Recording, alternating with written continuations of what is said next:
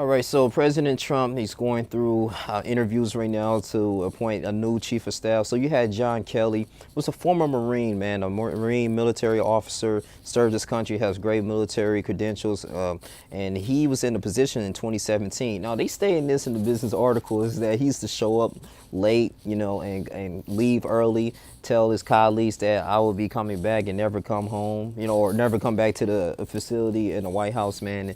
And I understood this, like the chief of staff is a very prestigious, they say it was the second highest position in the world, especially in the White House.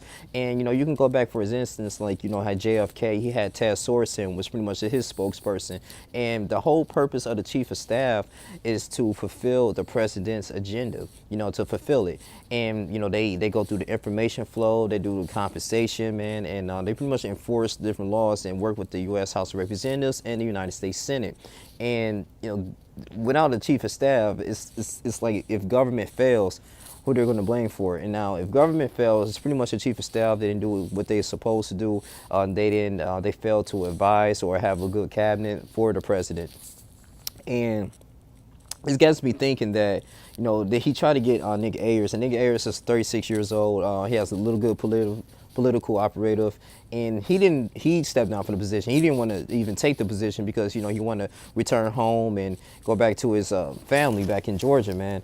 And John Kelly, he decided to go to the Army and Navy football game to avoid all this work. And, when you taking on this position as a chief of staff, everything goes through you for the most part, man.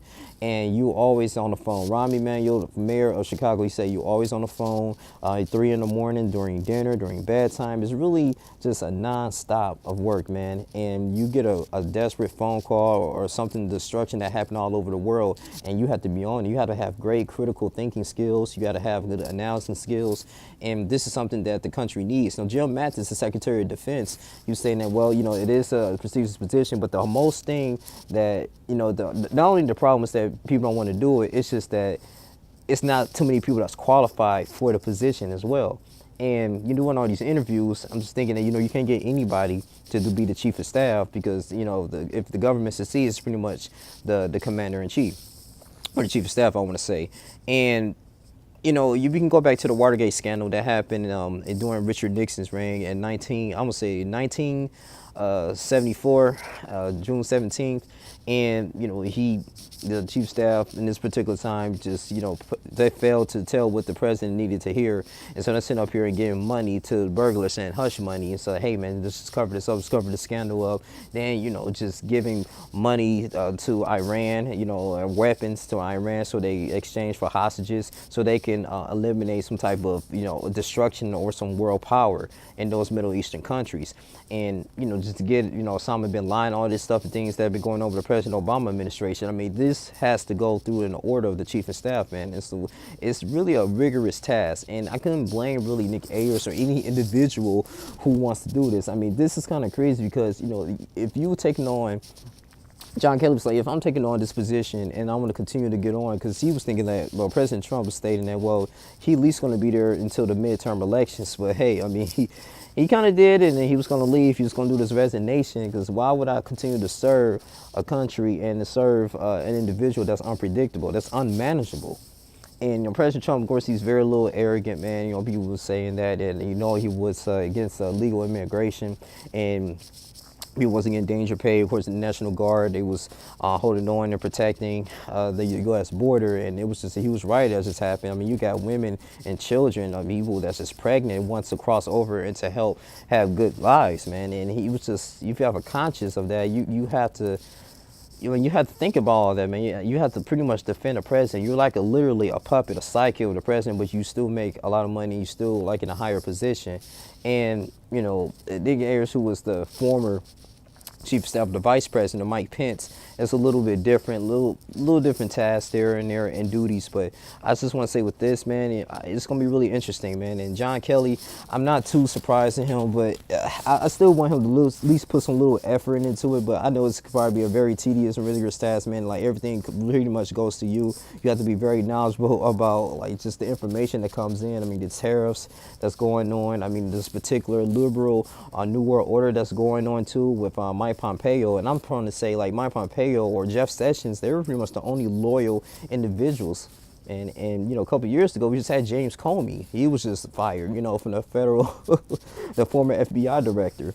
And you know, people writing books about him. So I was thinking about getting the books about the gatekeepers. It pretty much highlights the jobs and the duties of a chief of staff, man. And yeah, man, this is a huge position here, and it's gonna be interesting who's gonna fill these shoes here. I mean, someone that's really into combat or has a military career background, that's understand the laws and politics, but at the same time you got to be within a conservative Republican approach, because this is a Republican president, and you have to be willing to pretty much do anything you can to fulfill the president's roles.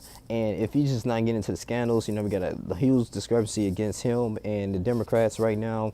And the Democrats, I mean, they're pretty much going to really do a thorough investigation. And then, you know, it's the impeachment that goes on. So I can kind of understand he's thinking about his future. And maybe it's another vital reason why he doesn't want to continuously be the chief of staff of the United States, man. This is pretty much like, for me, as I'm starting to be aware of things politically, this has been like the most like disorderly type of thing that's been going on in the West Wing. I mean, the whole purpose of his intentions in John Kelly, he had great intentions to do good things for the chief of staff position, is to pretty much install order into the West Wing of the White House, because he understood it was in disorder when he came out of retirement from the military. So, and it's pretty much, you know, putting America great again.